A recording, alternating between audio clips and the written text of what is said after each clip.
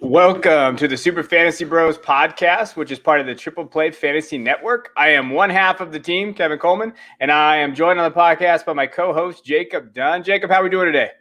I'm great, man. I just got back from the mountain celebrating my Dirty 30 with some family and friends. We hiked, we kayaked, we walked downtown, and admittedly waited way too long for a specialty crepe.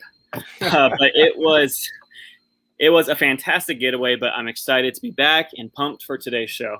Yeah, man. Once you hit 30, it's all downhill. We're pretty much done. At 32 here, and I feel like my body is just I almost broke my back changing the diaper. So that definitely, I understand it. So on today's show, we're going to be covering crowded running back rooms and how are you drafting this offseason in both Dynasty and Redraft. As we told you guys on the last podcast, we're focused on both formats. We are also going to be answering listener questions today. So let's go. Let's do it. Here we go. All right, so we are using our ADP. So we're going to be taking a look at different draft rooms, how they look. We're using 4for4 Redraft ADP, so that's what we're using there. And in the DLF Dynasty ADP, both great websites. I definitely take a look at both of those. We're going to start with Baltimore. I think that's a very interesting backfield. As we know, everybody knows I'm a J.K. Dobbins truther out there. And if you don't know, you do know now. But it's hurt my soul a little bit with what's going on in that running back room.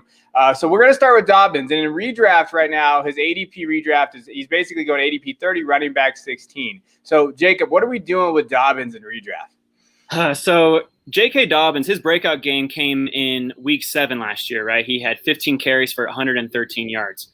The next 2 games after that, he had a total of 17 carries for just 43 yards. But from week 10 on, Dobbins averaged 12.8 carries for 82.5 yards and 1.2 touchdowns, which is insane over those last 6 games. I think we will see JK average somewhere around 11 to 14 carries a game this season. The crazy thing is he had at least 1 touchdown in every game over his last 6 games. So I don't think we can expect him to keep up that gaudy touchdown pace. But as long as he's getting 11 to 14 carries, he has that big play ability. And, there has been some coach speak, which Kevin loves that coach speak, right? They're really trying to target Dobbins more. But, even if he doesn't get targeted, he is the RB1 in that offense. Now, I will say there is a running back going right after him, Chris Carson, who I would feel more comfortable taking, but he doesn't offer that ceiling. So, how he, I like to go for that. I like to go for those floor guys early and then swing for the fence. I know you, Kevin, though, you like to swing for the fence. And I think in the 3rd round, he's still a great value. I would rather get Dobbins in the 4th round. But he still has that big play upside. So, so I'm just curious, how do you feel about him in a dynasty league? Yeah. So in Dynasty, well, first of all, in Redraft for you, and I know we talked about not asking much questions, but I got to ask you a couple questions. Do you feel more comfortable with Dobbins or CEH? I actually feel more comfortable with CEH. Okay. Because they're going right around each other, right? And so what about Miles Sanders? I would much prefer Dobbins and CEH over Sanders. I am out on Sanders. No, you're done with Sanders. Okay, because it's interesting because they're all going around that same area. I got as much as I cannot say I'll take CEH over Dobbins, but I feel like that's the right play in Redraft. Like I really do, and that really hurts me to say out loud. Like I can't believe I just did that. Let's move on. All right, so let's go to Dynasty. Dynasty. I tweeted out recently like the one guy I'm really worried about is Dobbins, and I think it just depends on how you build your team. If you are like me to where you want to you have an anchor running back, so you draft a really, Swift or Cook or Jonathan Taylor in the 1st round, and then that's it. I'm not going to reach on Dobbins where he's going right now. He's basically going running back 12, 35.75. So he's going in that kind of mid-tier 2nd to 3rd round, depending on if it's super flex or not. And in terms of me, when you're looking at that, I just don't know if it's worth it, because the way I would be looking at that is I'm going to be taking running back, quarterback, and then probably a wide receiver, because I like to build through those young wide receivers. I just don't know if his ADP is value, because he's going to split time. Like, I know he did well. He's in a heavy rushing offense. I think the addition of Rashad Bateman hurts a little bit, because I think they are going to throw the ball a little bit more. And I know people down on Lamar for some reason, and I don't necessarily understand that. I'm still a big Lamar guy. We talked about him last time. But as far as Dynasty goes, I'm okay with you taking Dobbins if you're going to the format of like, I'm going to build for next year. Like, okay, I'm going to take a guy. Maybe he's a high ceiling guy. Maybe I get lucky this year that he produces really well. And then next year I have him, and maybe then they actually give him it. But he's in a weird purgatory that I don't like. Like, I just don't like it in Dynasty. I don't mind it. Just understand, I had Dobbins on my Mount Rushmore running backs last year. Like, it's how highly I had him rated. And then the Ravens ruined everything. They just ruined it. And Gus Edwards really ruins it, right? So for Dynasty, I'm very concerned. But where he's going around, if you're going to take someone, it's him, because it's Eckler, Mixon, Elliott, Harris. I'm still taking Dobbins over those guys in Dynasty. But I just don't think I'd be taking him over another wide receiver at that level. That's completely fair. And absolutely. And you just alluded to Gus Edwards, which I think is an incredible value as the RB 42. You know, in a 12 team league, he's going in the 11th round. And like you said earlier, the Ravens just gave him a solid contract, which let the fantasy world know that he isn't going anywhere. So when all the running backs are healthy, Gus to me is just a luxury bench stash who you could put in your flex during bye weeks and stuff. But I mean, if one of those two backs go down, like if Dobbins goes down, Edwards is a bona fide RB1 to me, and vice versa. If Edwards goes down, then it's Dobbins' backfield. So, I saw this joke on Twitter saying that, Dobbins is Gus Edwards' handcuff, which took it a little bit too far, but I thought was hilarious. But that just speaks to the Ravens' run game. If one of those two guys go down, then the other one's going to step up. But I really love the value of Edwards over the value of Dobbins. I would much rather get Gus Edwards in the 11th round than Dobbins in the 3rd round. Yeah, I think Edwards is the must. You have to draft Edwards. Like, if you grab Dobbins, you better draft Edwards. Like, he's the one guy I will say, like, if you're handcuffing anybody, and I hate handcuffing it, he's the handcuffed guy. Like, especially redrafts, that's where you go.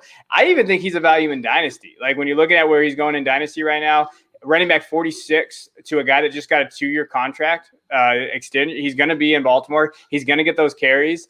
And I think when I look at Edwards, and just there's a lot of things I like about Edwards, but my favorite stat about Edwards. So I have a couple stats here that I think are important to know. Last year, after we saw Gus Edwards never played more than 50% of Baltimore snaps, but he had 17 carries inside the 10-yard line.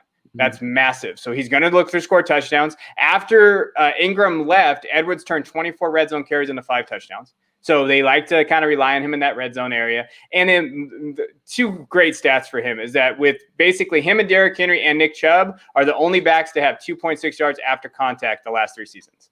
So Edwards is in the same categories of Nick Chubb and Derrick Henry. And at the same time, he's the only one of other players besides Chubb to rush for 700 yards and average 5 yards per carry in his first 3 seasons. That's Gus the Bus. Like, he's legit. And like, you have to kind of grab him in that high volume offense. Even if they go 60-40, I think he could still be a running back 3 standalone. I really believe that. Right. So I think we all agree, and everyone in the chat agrees that Gus is an insane value. And, both backs can eat in this Ravens offense. Yeah, no, they're going to eat. And like we talked about, I think Edwards is the better value play in both. God, I can't believe I just said that. That hurts. It hurts me because I'm a Dobbins truther, but I think he's the better value. I think Dobbins is getting overdrafted right now, and Gus Edwards is getting underdrafted, and that's where I got to go, right? That's how you win. That's right. All right, well, we're going to go to your favorite squad now. So we are jumping over, and we're going over to Denver. So the Denver Broncos, we saw them draft Javonte Williams. They moved up. They got in front of the Falcons in the draft. But we're first going to start with Melvin Gordon, who I think is kind of getting a little underrated now in a weird way. I would have a feeling. So in redraft right now, Melvin Gordon's going ADP 78, running back 30. I would attack that all day, wouldn't you? So I do love that he is falling because of the presence of a Javonte Williams. If you are a Gordon truther, it's great value. For me, though, I'm completely fading him. I am completely fading Melvin Gordon.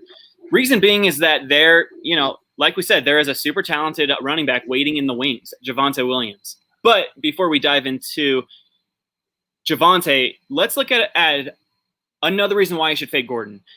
His contract. Melvin is on the last year of his contract, and even though the Broncos paid him all this money, I mean, it is the last year of his contract. They traded up to get a Javonte Williams in the early second round. Melvin isn't the same back we saw with Phillip Rivers in San Diego / Los Angeles. I think that if there was no threat of Williams, then Gordon is a rock-solid RB2 this season, no doubt. But as I alluded to earlier, there's a rookie chomping at the bit to take his spot. Yeah. No, okay. Well, can we relax on the whole Melvin Gordon's dead though? I mean, you're not so saying it, but Bo was saying it. Like he did have a lot of. I think it was like 7 games or 8 games over 10 points, fantasy points. He had a couple 20-point games. I think Williams cuts into that though a little bit, but I still think Gordon is. Depending on where he's going at ADP, when you're looking at like we talked about it, he's going as that running back 30. I don't necessarily hate it in redraft. It depends kind of like where you're drafting him at. I'd rather have him. He's going around like Leonard Fournette. I'd probably roll the train on Melvin before then. But like we talked about in this, as Dynasty, I'm not touching him. If you were going to trade him, you should have traded him last year. If you didn't trade him last year, you're not playing Dynasty, right? You should have got rid of him when he signed with Denver. That's when you should have done it. Right. As far as right now, you're just hoping he scores some touchdowns for you on that roster. But he's a roster clogger after this year. Right. And to answer the question, he is not going to be punished. He is playing straight up in week 1. All of the charges from Gordon's earlier arrest last season have been dropped. Yeah. So he's starting week 1 for anyone who's wondering. Yeah, now he'll be there, and he's excited to watch. Now, I think Javonte is an interesting – I know you're a big Javonte guy. You're excited about Javonte. I am. What about redraft, though? So redraft, he's going ADP 73, running back 28, so he's going a little ahead of Gordon there. Do you think he's a safe – because I don't feel like that's a safe play, but you're the safe guy on this show. See, I would smash that. I would smash that draft because I'm like, hey, upside, hey, if I don't have him the first couple games, I'll get him after, and that's a legitimate running back 2 for me. But I know you, Mr. Safe, so are you still drafting him there or what? What's funny is that I don't usually stan or fanboy about many players, but this rookie, Javonte Williams out of North Carolina, is an absolute beast, and I need to hype him up. He is the highest drafted running back for the Broncos since 2009 when the Broncos drafted no Sean Moreno. So it's been 12 years since we drafted a running back that high. And also the Broncos had him as number 1 on their board. So that tells you how much they value this Javonte Williams. He led the FBS in missed / broken tackles with 75 on 157 rushing attempts. That is almost half of his carries. He had either a missed tackle or a broken tackle, which is insane. And fun fact, he used to be a linebacker. He was turned into a running back in college. So he has that toughness. And plus he didn't get the full amount of snaps because he was sharing that backfield with Michael Carter, which I believe will keep his legs fresh. He doesn't have a bunch of tread on those tires like we see with like the Alabama running backs who stay there 4 years and just get, ran into the ground. So if he doesn't start right away, I think that he at least splits snaps right away. Melvin Gordon will still be like the third down back. He'll be like the 2-minute drill back just because he's a leader. He's been there. He's a vet. But by all accounts, Javonte Williams, he's got it. He's got it up here. And I think that he eventually takes over. And if Gordon gets hurt, I mean, this and the Ravens situation is one of those situations where if you do take a Melvin Gordon or a Javonte Williams, you're going to want to take the other back either soon after or a few rounds later. I mean, I think that's fair. I will ask you, you're the Denver guy. Are you worried about that offensive line? Because I know they struggled last year. I think they had some injuries. It looks like, as we saw with the torn Achilles, we have some other areas. Like, are you at all worried about that? And then also your quarterback play. I mean, there's a lot of things that I think in redraft you got to be thinking about, right? Absolutely, yes. So I was encouraged by the Broncos' offensive line play. I think that Garrett Bowles barely missed making the Pro Bowl. So he had like a resurgence in his career when all the people in Denver here were just writing him off, including me. I was just like, get this guy out, he's a bust. And then he comes out and he does great. Now, some of that may be due to the no crowd noise. I've heard that be a huge factor, and I'm sure it was, because Garrett Bowles gets easily rattled when there's tons of crowd noise. So I'm anxious to see if he can keep it up. So yes, there is a slight risk, but I honestly believe that Javonte Williams, if it's not soon, it's going to be a little bit later in the season, maybe like the middle. He's going to take over this backfield because he has the talent, he has the draft capital, and the Broncos love him.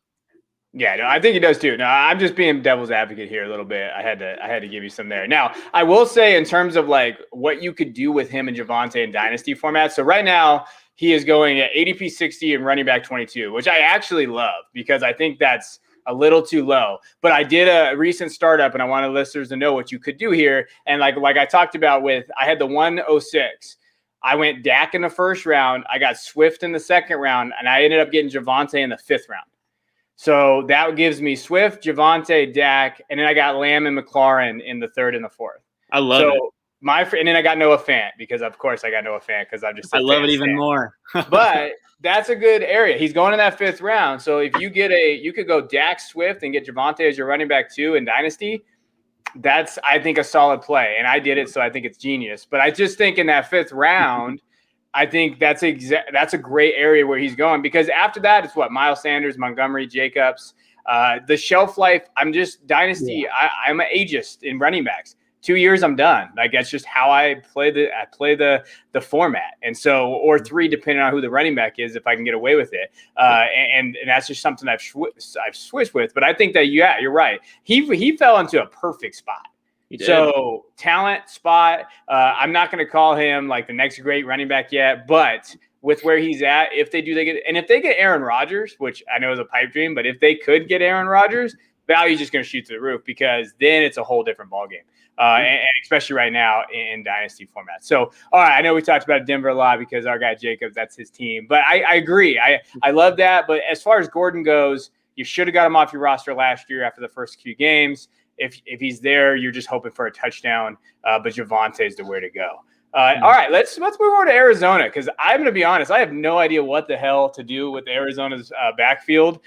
They got James Conner, who I've been trying to trade in my Dynasty League, one of my leagues for 3 years, and no one will trade me.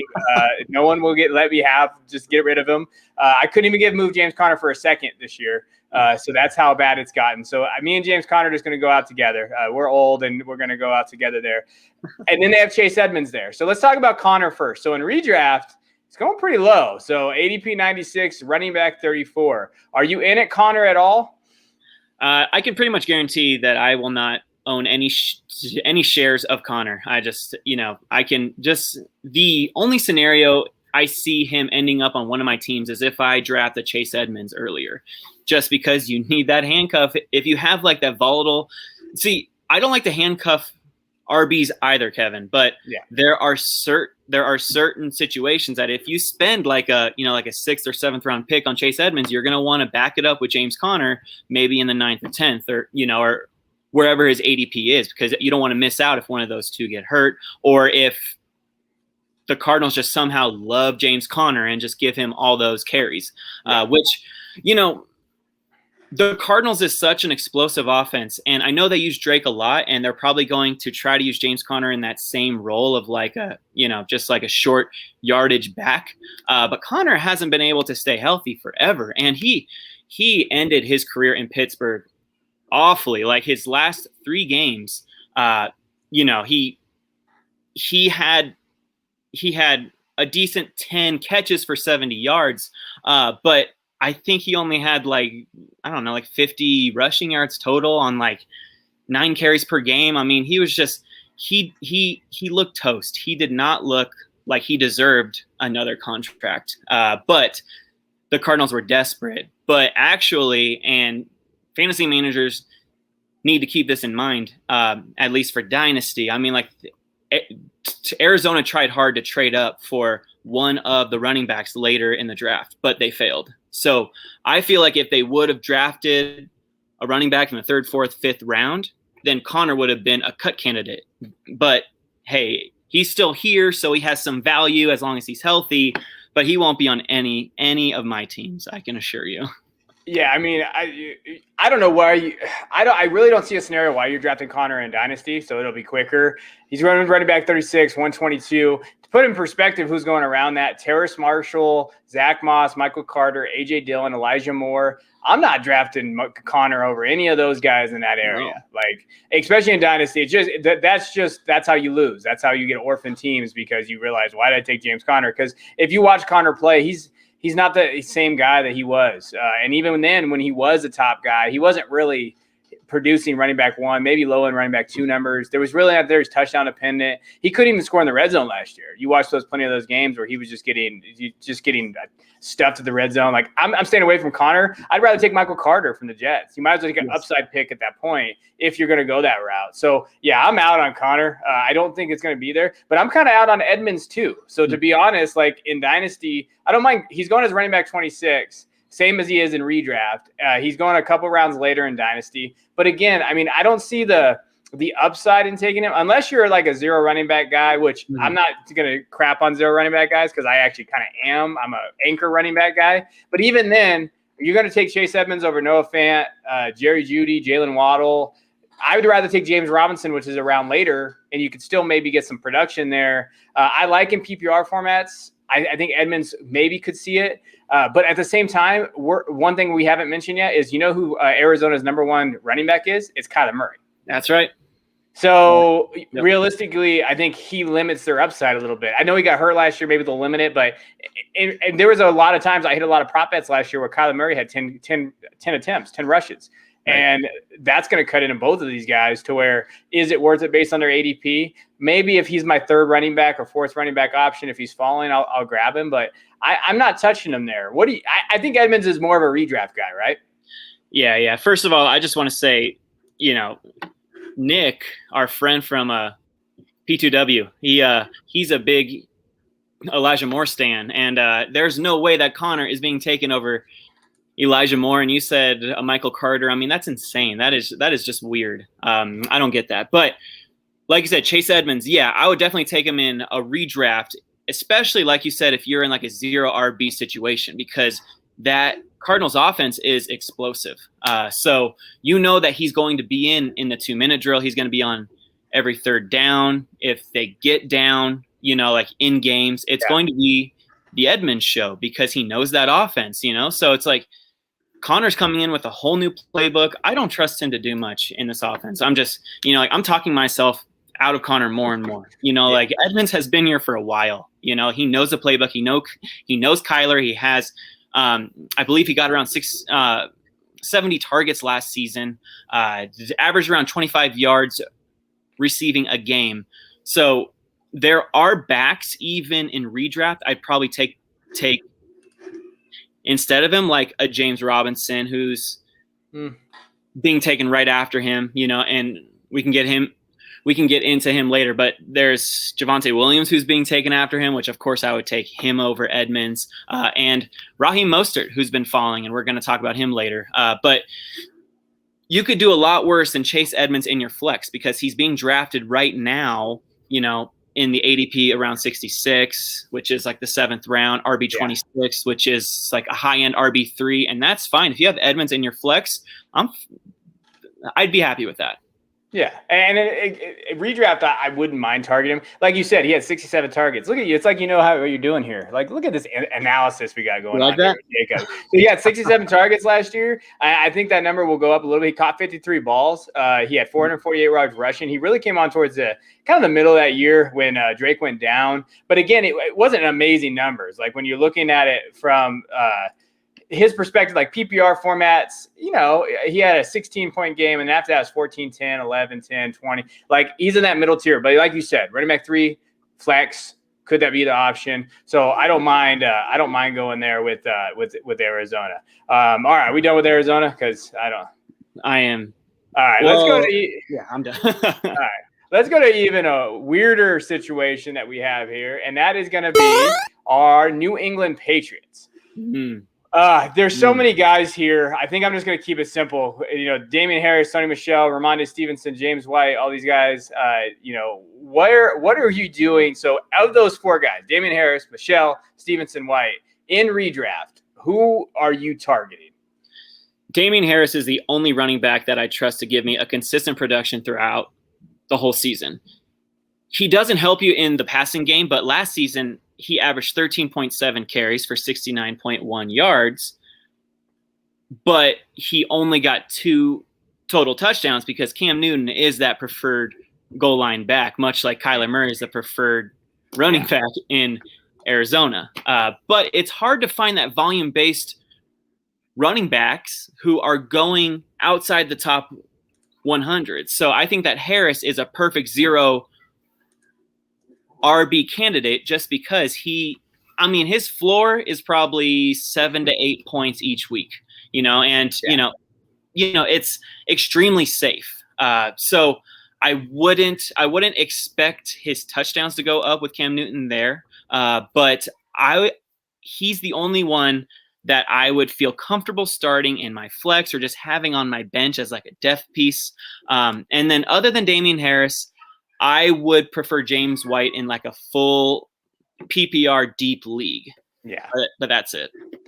Yeah, I'm out on Sonny Michel. I saw somebody on social media talking about how Sonny Michel looked really good last season. I don't know what season you were watching. You might have actually skipped to 2019. And then I think you're watching YouTube and something happened. He didn't look that good. And just I always have a rule. I've been playing fantasy for way too long, as you know, and I never draft New England running backs. Unless it was James White. James White was always the exception. I said, you know what? I will take a shot on James White as my last guy and redraft that I can just plug in for PPR. But I did a whole video on Damian Harris. Like you said, he's the one guy that I'm like, you know what? He's pretty talented. They did lean on him at that volume last year. He did seem like he actually was pretty good when he's healthy. He's going as running back 37 in redraft, running back 32 in Dynasty. I don't mind taking a shot on Damian Harris, like you said. I'm out on Michel. Ramondre Stevenson is fine as a Debbie guy. I know him. He's going as running back 56 in Dynasty. He's actually someone I've been grabbing in rookie drafts for Dynasty because it's like late third. You might as well take a shot on a guy like Stevenson. Maybe he scores some touchdowns for you. But I think with all these guys, wouldn't you say it's basically just going to be a rotating door and who the hell are we going to start? Pretty much, yeah. So, I know that Rex Burkhead is gone and that opens up some opportunity, but it's still, it's going to be a rotating door because Bill just loves to keep his backs fresh. Yeah, and Bill Belichick is the enemy to all fantasy football managers out there. You are a pain in the ass for as long as I can remember, Bill Belichick, because, I don't even know. Corey Dillon was probably the guy I was like, oh, yeah, I'll draft him. And then after that, it just Burkhead's out here taking all my targets away from White, all this stuff. So I think it can be challenging. Oh, yeah. Look at that. That's just it's just getting rough out there. Yes. I definitely now there's more crowded running back rooms that we're going to go through. And we're probably not going to get to every single one today, but the majority of it. Let's head to Jacksonville because I think the Jacksonville Jaguars, we've been hearing a lot of stuff about them, especially with they moved up, drafted ETN. James Robinson was there. And then Carlos Hyde is even there, which I don't think a lot of people are talking about, but you know what? Carlos Hyde is going to get some run, guys. I hate to break it to you guys. Like, he's going to be involved here. So let's look at Travis Etienne in redraft. Which I think is a kind of a risk. ADP redraft right now is 52, running back 22. What are you doing with Etienne? Yeah, Etienne as the RB22 is way too high for me because I think that James Robinson is going to start out as the RB1 there. Now he might like split carries and like Travis Etienne gets about like 6 to 8 carries a game, but I think that Robinson's going to get 10 to 12 carries, if not more. And he's going to see the goal line work. And Urban Meyer has already said that Etienne's going to line up in the slot sometimes, so they're going to move him around. They're going to move him around and be creative. Whereas James Robinson's pretty much a one-trick pony. But that's what the Jacksonville Jaguars need. They need that ground and pound as well as the passing game with ETN. So I am not going to write off James Robinson. I think he's great value. And, after what he did last year, he's going to be at least rewarded the starting job to start the season. And as long as he is successful, then I believe that he keeps that job. So that is way too high for me at RB22. That's for sure. Yeah, so if we're looking at Dynasty for ETN and we're looking at that right now, it's at running back 19, 56.25. I don't hate that in terms of like where you're going to grab him for Dynasty and where he's kind of going in terms of like area for ETN. Again, when we're talking about ETN, he's a very good runner. I think they're going to move him out in the slot. I do think he's going to get targets, but these guys are just going to eat into. They're going to eat into each other's just workload. I mean, that's really the reality of both of these guys. They're going to just eat into it. So for me, it's based on, I think this backfield is all about injury based. Like, hey, what is going to happen in terms of like, hey, if one of those guys gets hurt, then yes, they're going to be a hell of a value. If they don't, then they're just going to constantly eat into each other, where I think it was a good football move getting these guys. But at the same time, they're going to have to compete with targets with Chenault. They're going to have, Chark's going to be there. They're going to have all these. Marvin Jones is going to be legit. I think this offense is going to be good. Tebow, just kidding. But you have all these different kind of guys here that you have. So I do think that I don't mind this in Dynasty. I'm taking ETN because I think he's still a value right now, going where he's going at running back 19 and where his ADP is. So I don't mind grabbing him because you can grab him right Javonte, but I'd rather have Javonte.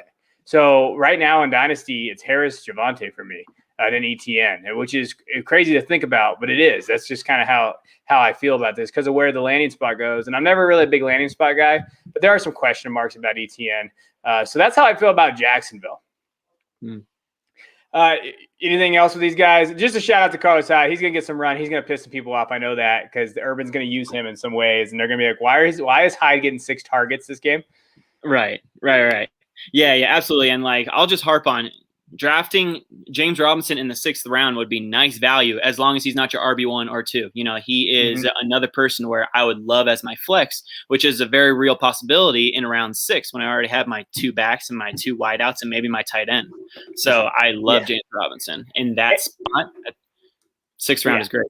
And to be fair to everybody out there, if you follow me on Twitter, I was saying to sell James Robinson in December. I said, sell him now. His value is not going to do it. They're going to draft someone, new regime. I have the receipt. So if you come ask me, I can prove it. Like, it's legit. I said, sell it. That's what you have to do with those guys. Undrafted free agents are just, Lindsey. I love Philip Lindsey. But his value hit an all-time high. People thought that was going to be. It just doesn't. That's just not how it works. That's not how the NFL works. And so, like, even now, James Robinson's going for like a late second. You might as well keep him in Dynasty because at a certain point, maybe he pops onto the team. He's going to be the kind of guy that jumps around a little bit, but you got to sell high at values for undrafted running backs, especially guys you got off the waiver. Could you imagine? I saw him go for 2 firsts that are going to turn into better value pieces, right? So, Yeah.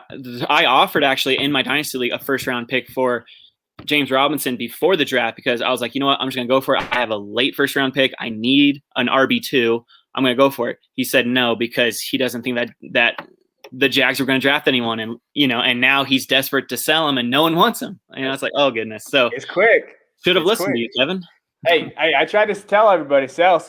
No one listens to me. It's like my kids and my wife. All right, let's move on. We're gonna do one last team. I'm gonna let Jacob pick the team that he wants to talk about. We have a few more, but we can always touch on those later. What is one last redraft and dynasty team we want to focus on with running backs? I think we should hit on the Niners. Okay. Just because it's such like a polarizing topic, and I think that Mostert's ADP price has gone is at an all-time value right now. He is currently being taken in the 7th round. I know he's a little bit banged up right now, and Trey Sermon is coming on in OTAs, but Raheem Mostert, he's going to be the starting running back this year. As long as he's healthy, he's going to be the starter. Now, much like the Patriots, they'll probably rotate in Sermon and Gallman and when Jeff Wilson comes back. But Mostert's going to get the bulk of carries, 10 to 12, as long as he's healthy. And Mostert's one of the fastest backs in the league. That dude has speed for days. Yeah. So getting a starting running back in a 49ers-led, in a 49ers rushing attack offense, I want Mostert. Now, this is another situation where if you draft Mostert in the 7th, you're going to want to get Sermon to back him up because, Mostert has injury history, and Sermon's probably going to get himself 5 to 8 carries a game on top of Mostert's 10 to 12 carries, because I feel like it's going to be a 1-2 punch when it's all said and done, with Gallman and Wilson being deft pieces. So I'm definitely looking at Mostert in the 7th round, especially if I'm a 0 running back manager, which I am not. I'm getting my running backs early in the 1st and 2nd round, but just saying, I know there is a huge market for 0 RB right now. So Mostert should be your target, but make sure you get Sermon shortly after. Yeah, no, I agree. Mostert to me is a redraft guy. In Dynasty, he's really going later. There's a reason for that. You're really just drafting him. It's probably kind of the reversal. You're going to draft Sermon, then you'll draft Mostert in Dynasty, maybe if you want that double stack. Some guys do that. I wouldn't recommend it. In Dynasty, I'm going after Sermon. His ADP right now is 103, so he's going like 9th round, running back 30. So when we look at like who's going around that time, you're looking at, Chenault is there, Odell Beckham, Melvin Gordon, Damian Harris, Adam Thielen, Cooper Kupp, Mike Davis, DJ Chark, Leonard Fournette. So that's kind of the crew he's around. The way I look at it, if he's going in round 9, you're taking 2 quarterbacks, probably 2 running backs, and then the rest wide receivers and maybe a tight end thrown in there. So realistically, you're looking at Sermon as being maybe your running back 3 in Dynasty. I love that based on where his location is, what Shanahan can do there in that offense, what he could be, right? And so that's a pretty good value where he's at. Mm-hmm. I think in rookie drafts, he's getting drafted way too high. I saw him go 107 in a super flex rookie draft. That's a little high for me. Wow. That's a really high for me. I think in startups, if you're going to do a startup this summer, I think right now is good. It's creeping though, because you hear all this coach talk, right? Damn coach talk, right, about how good he's doing in training camp or in spring and the mini camp, everything like that. So it's creeping up, but I still think he's a value. I like Sermon, but let's be real. As a person that does college football, Debbie does those things. He's got to stay healthy. Like Sermon's never had a problem with talent. It's consistency and health. Like he is always healthy. There's a reason why he transferred to Ohio State. There was a reason why he didn't really make it in Oklahoma. There was a reason why he kind of fell off a little bit because of his injuries and consistency. So I think one thing, we see the talent, we see the location, and we're like, oh, that's a surefire thing. There's risk there. Like there's legitimate risk that you're taking with him because he could easily just be hurt, like all these freaking San Francisco Niners running backs. And then you're like, hey, I'm kind of left there. And I think it's going to be a little bit like the Patriots, where they kind of Belichick throwing guys in there and just done it. We've seen it with Shanahan right? So it's like, okay, who's going to be the guy? I do think Mostert starts the season, and I think that's a good value for redraft. But like you said, you better handicap him with Sermon. That's right. All right. Well, what we're going to do, and we appreciate you guys listening so far, as always, and what we're going to talk about is we actually got some questions from our listeners. We appreciate you guys a lot. Find us on social media, definitely Twitter, and we will always answer your questions at any point, and we're going to go through. So we're going to be looking at some questions from Dynasty formats and from redraft formats, and so that's where we're going right now. So let's talk about Dynasty first. So I know Jacob's got some questions for me, and I'm going to do my best to kind of go through some of these Dynasty questions. All right, Kevin. So we got a question from Johnny Foosball at Johnny Foosball 3. He says, in a Dynasty, Chase or Lawrence? I have Jalen Hurts already. I'm leaning towards Chase as it's half PPR. I'll hang up and listen. Yeah, Johnny mentioned this. It's a 1 quarterback dynasty league. So I think that changes my perspective on this. I don't know. Again, if you're playing a 1 quarterback dynasty league, great for you, but you're still a boomer. I still think you should be playing Superflex. The way I look at this question, if it's 1 quarterback, I'm going to roll with Hurts because of Konami ability. And if I have to pick up a guy later, I will. I'm taking Chase because Chase could be a legitimate superstar in this league. He's my wide receiver 1 by a big margin, half PPR. Give me the wide receiver to build around. Lawrence is amazing, but again, in 1 quarterback, the value is just not there to me. Absolutely, brother. All right, second question comes from Randall at Fantasy Tippler. He asks, just got Julio and T.Y. Hilton in a trade. Got an offer for Michael Thomas for Shark and a 22 first. Should I try to win now with my lineup, which includes Cortland Sutton, or accept the trade for a shot for future builds? He's stacked on RB. He's all right at quarterback and tight end. This is a PPR Superflex dynasty. So if I read this right, because again, Jacob's the smarter guy in this. I'm just a history teacher over here. So I'm looking at it here. So he's getting offered basically Michael Thomas for his Chark in a 2022 first. Yes.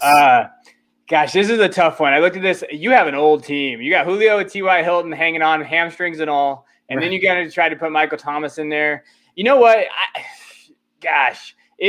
When he talked about he's met on quarterbacks and tight ends, I would probably wait. I think Chark's going to have a pretty good year, depending on who your wide receiver one is. If Julio and T.Y. Hilton are your wide receiver ones, I don't mind that deal. Get Thomas, roll with it. You give up a 22 first, okay. And Chark, who I think is getting a little overvalued right now, I don't mind it. But if they're not your wide receiver one, if you have somebody else, if you have Sutton on there, that's not bad. But if it's just Sutton, Julio, and T.Y., I don't mind trading for Michael Thomas because he's just removed 1 year from a really terrible year. He was wide receiver one by a big margin. I don't mind taking that offer. And to be honest, everybody listening out there, 2022 first don't have a lot of value. I think that class really is really top heavy. So if you're win now and you're in that later half, I don't mind taking the shot at Thomas. Yeah. I totally agree. I like Michael Thomas too. In redraft too, he's being taken at a value right now. He's very low. Okay, so next question comes from Nick Scripp at P2W Fantasy. Good friend of the show. He asks, is there a rookie from last season who you believe is at their peak value already? Okay, so before I get skewered on Twitter and all these places and social media, I think it's Justin Jefferson. Because you asked for who is at peak value. I don't see how Justin Jefferson's value can get even higher. Do you? He had an all-time year last year. I agree. And now that the Vikings defense is getting healthier, he might not have as big a year as last year. So, yeah, I agree. So I just think when I say I love Justin Jefferson, and I'm not saying to trade Jefferson, but what I'm saying is he is kind of at his peak. When I went through the roster and I looked at everybody, he's really legitimately the guy that's there. And I pulled up some trades for everybody out there. So I like to give you guys trades so it kind of puts in perspective what I'm talking about. So right now, Justin Jefferson just got traded for Noah Fant and Stephon Diggs. Again, Diggs is going to have a great year with Allen, and then you get Noah Fant. I like that roster. Now, I understand if Dynasty people hate the ageism thing and they see Stephon Diggs and realize he's kind of on the back end of 20s. So I understand the hesitation, but that's a very good value. Now, this next one was a heck of a trade. It was Justin Jefferson straight up for T. Higgins, the 111, a 2022 second, and a 2023 first. That is a massive haul for Justin Jefferson. That's a massive haul. So in terms of value, peak value from what you just heard, I'm not going to say get rid of Justin. I wouldn't probably trade Justin, but he's at a peak value now. Right. Absolutely. And like I said, I mean, he could have not a down year, but people are drafting him as if he's going to be a rock solid wide receiver one. And that might not happen with the Vikings defense getting healthier, with Danielle Hunter coming back and Anthony Barr coming back. And Mike Zimmer always has a great defense. So Justin Jefferson might not be needed as much. Yeah, as much. He's still a stud. Don't get me wrong. But just looking at that question, I'm like, you know what? He's probably at peak value. Right on. Okay, so next question comes from at Dynasty Mafia FF. You have Josh Allen, Joe Burrow, Trevor Lawrence, and Carson Wentz in a 12-team Superflex dynasty and need running back, wide receiver help bad. What do you do? So I'm trading Burrow. So the way I looked at those four guys, I'm going to keep Allen and Lawrence because I think those are foundational pieces, the way I look at them. Wentz is a very good QB3 in Superflex. I don't mind Wentz having him there. And I think Burrow has the most perceived value for you to get depth, right? So I looked at a few trades for you out there that you could do. And this is an interesting one anyway. And again, it depends on roster build and how everybody's rosters there. It was Joe Burrow and Robbie Anderson for Daniel Jones and DeAndre Hopkins. So you get DeAndre Hopkins back and Daniel Jones, who's I don't want, but he's formidable, right? You get another QB in there. The next one was Joe Burrow for Aaron Jones in the 204. So essentially in a Superflex league, you look at Aaron Jones and Elijah Moore. Not a bad depth piece. And then Joe Burrow for Russell Wilson in a 2023 first. Now, if you're trying to get running backs and wide receivers, it doesn't really help, but Russell Wilson maybe would have perceived more value. You can maybe trade him later and there. So I would probably move Burrow just because of those quarterbacks, it has the most value for your bang for your buck. So you're looking, okay, who can I trade that I can live with it? I think Burrow really struggled last year with his deep ball accuracy. We saw that. I think there's some more question marks. I know he's creating a great offense. That offensive line, he has one knee right now. Like, there's a lot of question marks about Burrow, more than I have for like Lawrence, because I think he got into a good situation. So I wouldn't mind moving Burrow. Great answer. Okay, so last question for Dynasty. It comes from @thatdude_TB. I love it. I love that name. Oh yeah. He asks, what current high ADP players, top 5 rounds in redrafts? Oh, this is a redraft. Are you actively looking to move on from in Dynasty formats? Yeah. Oh, got it. He tricked us here. I read this a couple times trying to figure out what he was saying here. I'll be a little quicker on this. For me, I'm moving David Montgomery. I think that he is an excellent redraft player, but with what you can do, I think that you could probably move David for somebody a little bit younger. I saw David in like a second go for CEH. I'm not even a CH guy, but I don't mind kind of getting younger. I love that deal. Yeah, I wouldn't mind doing that. Mike Evans might be another one. I know he's 27. I think he's got a lot of talent left in him, but that offense is going to get spread around. Antonio Brown, Godwin, those things. I think we have to worry about Antonio Brown cutting into his targets a little bit more and his yards from what we saw last year. And then I'm actually moving Mark Andrews. I think Mark Andrews is very touchdown dependent in a high level rushing offense, like we talked about earlier, with Bateman coming there. I think he's 2 touchdown dependent for me. So I actually have been actively moving Mark Andrews. I moved him in a league for Noah Fant in the second. So I got Noah back in a second. So I'm actively trying to kind of get younger at that position, get a little more athletic. So Mark Andrews, Mike Evans, and David Montgomery are my 3. Great answers. I love it, man. I love it. And you don't have to always agree with me, Jacob, but I know I'm killing it. I agree. Right, so it's you are just way too smart, Kevin. I'm telling you, dude. All right, let's go to redraft and let me argue with you, because that's my job. My job is to find holes in your argument here. All right, so redraft questions, because again, we like to give you guys it all, because I know these things are going out there. So we have Doombot12_fantasy football out here asking, are there boom bust players that you trust in redraft and not just best ball? So I'm thinking of guys like Mecole Hardman. This is a fantastic question. There are guys like Hardman and KJ Hamler in Denver who have insane speed, who at any given moment can take the top off the defense and get a 75-yard bomb. And those guys are fantastic for best ball in the late rounds.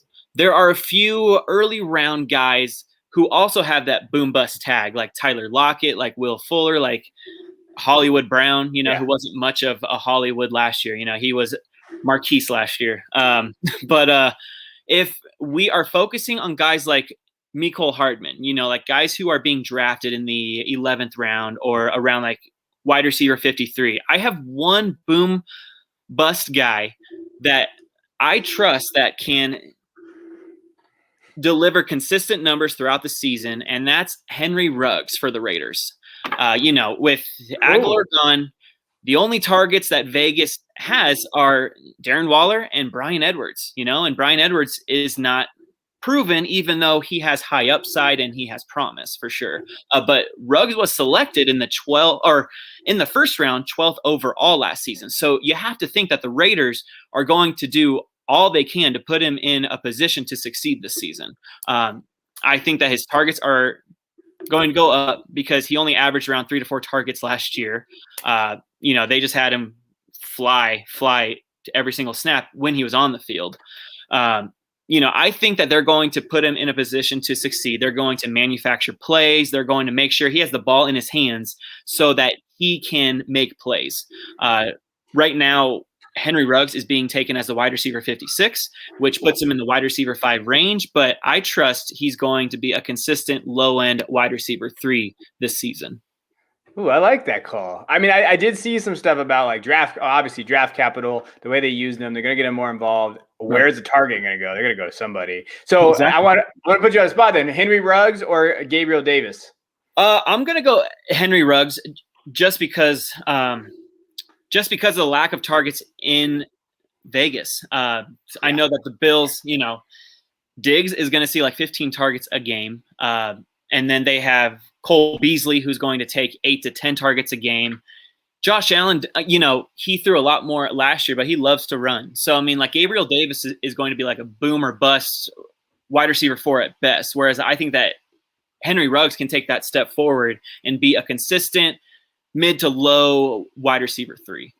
Okay. No, I like that. I hope you're right, because I traded a first for him last year in a weird, like a big trade. I threw him in there. And so I really don't want to look like an idiot there. All right, let's go to the next question. Some guy named D. Mindy. I don't know who that is. Some off-brand fantasy website.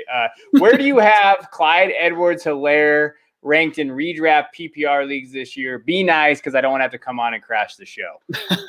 So I talked about this in the last show, but I think that Clyde takes a step forward this year. It's his second year in the Andy Reid system, and he's tied to the most explosive offense in the league. We have to remember that not all rookie running backs come into the league and just dominate. Like some take a little bit of time to adjust to the speed of the NFL. Yeah. Clyde has a ton of speed, but maybe like the offensive playbook vernacular, like Andy Reid didn't want him in on every play, but maybe a full off season, like understanding the playbook even more, working with Patrick Mahomes and Andy Reid is going to benefit him. Plus, Damian Williams is gone. All he has to do is fight off Darrell Williams for snaps, which I do think that Darrell stays involved because the Chiefs trust him for sure. But I think that Clyde gets more of a rope, and he to me is like the perfect bounce back candidate who is being taken in the late second or in the third round, which is incredible value to me. If I got him in the third round or in the late second, I'd be thrilled, because I'd be pairing him with a bona fide RB1, like a Jonathan Taylor, a Nick Chubb, one of those RB1 backs in the first round. So, I hope that was nice enough for you, Mendy. No, I think you're right. Like, you know how I feel about CEH, so we'll move on. But I think in redraft, he's definitely a good there. Next one, Zach Attack. So we have a couple more real quick. Zach Attack, FF Chalupa Batman on Twitter. In redraft, do you think it is more impressive to make the playoffs 5 years in a row but never win the championship, or be inconsistent for 5 years but win the championship once? I know my answer, but what is your answer? Okay, I just think this is another fantastic question. I think it's more impressive to make the playoffs 5 years in a row but never win the ship, because I just think that sometimes guys can get lucky. They can catch fire in the playoffs and run the table and win the championship, even though they struggled to get into the playoffs. I mean, that is impressive in itself. One year I went 13-1 and got I think this was 2 years back, and got like a first round bye. I had easily the best team, and then I get a bad beat by someone who barely snuck into the playoffs, who hasn't been in the playoffs since for the past 3 years. So, I think it's more impressive to be consistent, because fantasy football, there's a lot of luck involved. I know there is preparation, there's researching and reading and see what the offense is doing, but a lot has to do with luck, whether we want to admit it or not. So if you can be consistent in such a lucky game, then I think that's much more impressive than randomly winning the championship 1 year and never making the playoffs again, or like going on a cold streak. I don't know. What do you think, Kevin? Hey, I want to win. So, like give me the championship. I don't care how I do it. I like money, and I like to brag, and I like to be like, hey, you know what? It might be inconsistent, but again, I do see some more inconsistent years probably than you. You're much better at like being consistent, probably because you take the floor guys, where I'll take those swings. And, oh, man, I look good 1 year. And then the next year I'm like, oh, because redraft, I don't mind doing it. Like Dynasty, I'm a little bit more conservative how I build a team, just in case. Because you're stuck with that team. You're stuck with it and stuff. But redraft, I don't mind swinging for the fences sometimes. So I definitely have that. So, all right, last one before your daughter comes in and yells at you for being on here. Who are some tight ends that you like as sleepers in redraft? Because we know that position is tough. Who are you looking at? All right, so the term sleeper is always difficult, just because, you just, is it past 100? Is it past 125? Is it past 150? I'm going to go with guys that are going outside the top 150 just to be very deep about it. My favorite sleeper is a tight end that's being taken as a tight end 24, and that is your boy, Kevin Blake Jarwin.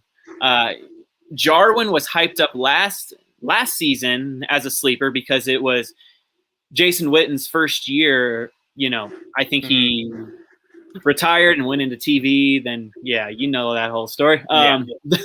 But, he was left the tight end one job all to himself when Jason Witten left. One catch and 12 yards later, Blake Jarwin gets a torn ACL, dashing everyone's hopes, of him being a sleeper pick last year. But, I think, he is back in training camp. He should be fully healthy, and he gets reinserted in a dynamic Cowboys offense led by Dak Prescott. Jarwin should be able to put up solid tight end 2 stats all season with Dak at the helm, and the Cowboys offense potentially playing catch up in most games thanks to a Cowboys defense that gave up the 5th worst 29.6 points per game last season. And then another tight end who's being taken a little earlier is Evan Ingram, whom he got 6.8 targets last season. I think he's one of the safer late round tight ends that you could get. I agree. I like that call with Evan Ingram. I think he's a high floor. I think he's got a pretty safe floor, and I think that he's getting kind of crapped on in the community a little bit too much. He's a very solid option at that position. So that's definitely someone I'm going there. So, hey, redraft Dynasty questions. We're definitely going to be adding these. We might not do as many as we do. It just depends on the topics and the conversations that we have. But if you have any, just please send them our way, and we will definitely discuss it, and we'll hit you guys up, and you let us know what you need help with. So as we went over the crowded running back rooms. We hit those redraft and Dynasty questions. Be sure to hit that subscribe button and hit that podcast button. We appreciate any views that you have. We had a lot of positive feedback, but anything else, we're trying to add sounds and Mario sounds to you guys and have some fun with this thing. So not trying to take this too seriously. We want you to win, but we also want to have some fun, get some nostalgia back. So Jacob, I appreciate you coming on today.